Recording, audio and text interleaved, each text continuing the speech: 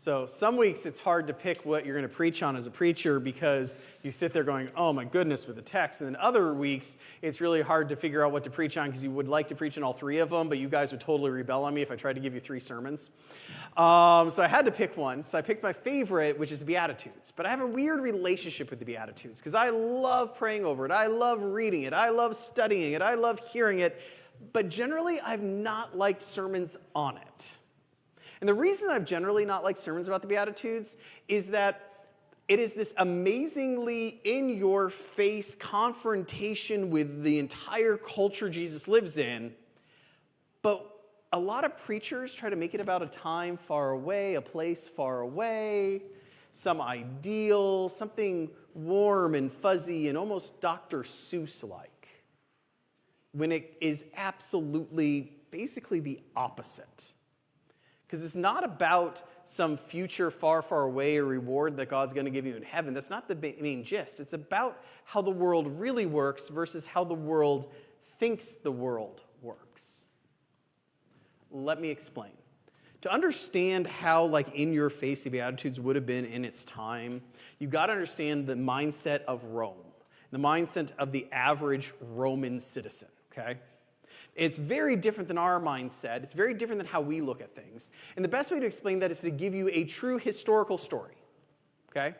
Story of the Roman Republic. We're going to get in a time machine. We're going to go back to 43 BC. So about 2 generations before Jesus. Fair? Yeah? Yes? No? Maybe? Okay, yes, there we go. Looking for some sort of affirmation. You guys are still listening. So, we go ahead, we go back to 43 BC. Now, in 43 BC, to understand what's going on in Rome, you got a lot going on. So Julius Caesar has gone to the Roman Republic and basically said, I'm going to overthrow you, declare me emperor for life. The Senate, which is basically the political elected body of the Roman Republic, was like, yeah, no. And then he went, well, I have a giant army, so I'm coming across the Rubicon, I'm getting all you folks. And so they were like, well, that's not great. And then they lose the battle outside of Rome, and they're like, well, it's time to leave Rome and run for the hills. So they scatter across the empire. By the time you get to 43 BC, Julius Caesar has conquered all the major cities that matter.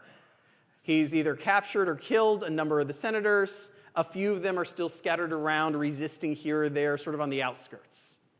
And now he comes towards the legendary city of Carthage, probably the strongest city he has not conquered in North Africa. And in there is a man named Cato, C-A-T-O. He is one of the last remaining senators of Rome. Now, Julius Caesar, having realized he had basically won the war and was in a mop-up situation, sent out a letter to all the remaining alive senators and said, I'm willing to strike a deal with you because I'm tired of running around the empire. I would like to get to ruling. I will spare you. I will spare your family. I will spare your business. You can come back, be the Senate again, be in Rome. I will forgive everything. All you need to do is write me an apology letter. I don't need tribute. I don't need anything. I just want a letter of apology saying you were wrong and I should be emperor for life. From our Christian point of view, that seems borderline merciful, right?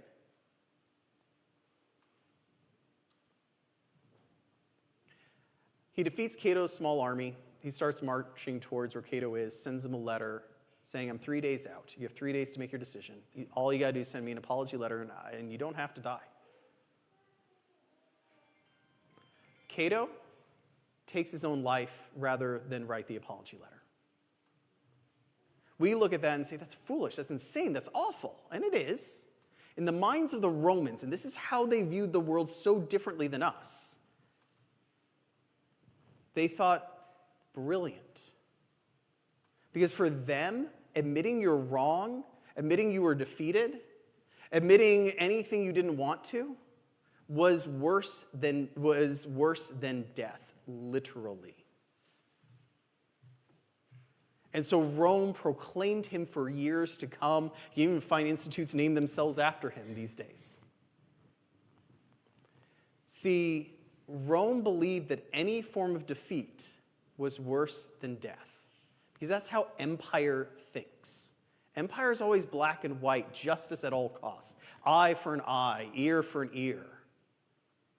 That's how empire works. What Jesus does in the Beatitudes today is he goes through all the people Rome looks at and sees as losers. right? Because they look at a peacemaker, and a peacemaker has to compromise to get peace, right?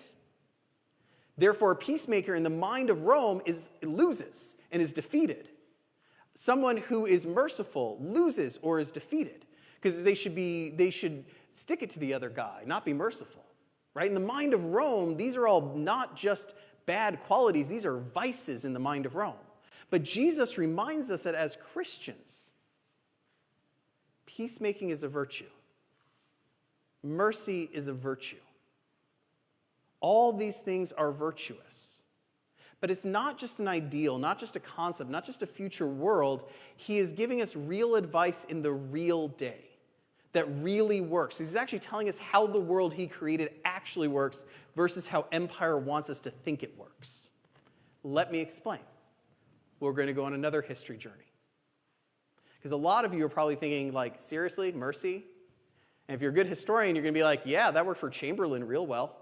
Gave up land, gave up land, gave up land, ended up in World War II, right? But let's talk about the part of World War II no one likes to talk about. The early beginning and the end. The prologue and the epilogue. The prologue to World War II, the thing we don't want to talk about Germany, is that long before Nazism takes control and becomes an evil dictatorship, most of the professional class of Germany, which was the richest, most educated, most artistically advanced nation of its time, willfully, happily joined the Nazi Party. What did this mean? It meant when you got to 1945 and Nazi Germany had been defeated and the evil had been vanquished, the Allies were faced with a horrible situation. What do you do with all these folks? Now, obviously, some of them had created some of the worst human rights violations in the world, and they deserved and ought to go to Nuremberg. But what about your mid-level and low-level offenders? Because what the Allies quickly realized is they have a problem. If they were going to prosecute everyone who had done anything evil on the behalf of Nazism, you would wipe out most of the doctors, most of the civil servants, most of the military, most of the academicians, most of the artists. Because most of them had done something, and not under distress. Fascism was founded by a poet with a doctorate. Nazism was led by a painter. This is the uncomfortable truth that the Allies saw. And so they did mercy and peacemaking. They said, we cannot strip a culture of all the professional classes all at once, or chaos will ensue. And so you started what ended up being called the Silent Decade, the 1950s in Germany, where the world was said, you guys did wrong, you need to understand you did wrong, we're going to put it right in your face you did wrong, but you're going to go back to your job, you're going to do it well, and if you ever try to visit this evil again, we will come down like a ton of bricks on you because we're outlawing Nazism. Don't believe me, you can Wikipedia all of this. Helmut Kohl had been part of the Nazi Party, guys. 70% of all people in Germany in the 1950s who had a professional job had been former members of the Nazi Party. Now, you may say to yourself, this is a horrible injustice, this is awful, some of those people did horrible things. And I'd say, yes, but the alternative doesn't really work. Because we had the same scenario play out 20 years ago. We had the same scenario play out when we toppled Saddam Hussein. Because when the US forces and allied forces look around, they realize that the majority of the professional class in Iraq joined the Ba'athist Party, not because they had to, but because they wanted to. And so when we toppled Saddam Hussein, we had a choice. Do we do denazification, except for de-Baathification, like we did in World War II, or do we do something different? And we chose to follow an eye for an eye. We disbanded the military, we disbanded the professional classes, we banned them from serving in government, we sent them all home. Now, that was absolutely just, but it wasn't merciful. Here's the reality we live in. We are as far away from Iraq and the toppling of Saddam Hussein today as we would be approximately in the early 1970s in Germany from the toppling of Adolf Hitler, right? Would you rather have West Germany of the 1970s or Iraq today? Whether or not you live there or live here, I think it's an easy vote for West Germany, right? Why? Because forgiveness and peacemaking and mercy works. You have to balance mercy and justice. An empire just wants justice without mercy and therefore cannot have forgiveness. That is what the Beatitudes are hitting on today. What worries me about society is that we have gotten very much into the mind of empire, into the mind of justice, into the mind of, well, you got to be purely whatever you want to put in. And we look at the peacemakers, we say, you compromise, that's bad. We look at the merciful and say, you call us mercy on the other group, that's not okay.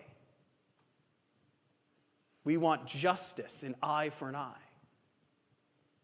And yet, we know from history, from lived experience, of our tradition, of our religion, of our country even, that you follow empire to your own demise. You live by the sword, you die by the sword. You follow forgiveness because it's better. It ends better. And this is true whether or not we're talking big nationhood level or your own family or your friends. It has become popular to cut people off. And sure, there are people who do horrible things, and absolutely that is the right answer. But it is not always the right answer. Because we are called to be peacemakers, called to be merciful, called to forgiveness. And forgiveness is the balancing of mercy and justice. It is not a world without justice, and I know that's what people fear whenever one speaks of mercy. The Nuremberg trials were a good thing. But they wouldn't have been a good thing if they used it for everyone. See, empire is seductive. And what's seductive about empire is empire makes everything clean, everything easy, and all you got to do is be pure. But whenever you start talking about purity of ideology, purity of religion, purity of ethnicity, purity of culture, you're going to a dark and dangerous place because you're going to a place of empire. We as Christians are called to go ahead and love justice, love mercy, walk humbly with God as Micah said today. But doing so means getting our hands dirty, making compromises, brokering peaces,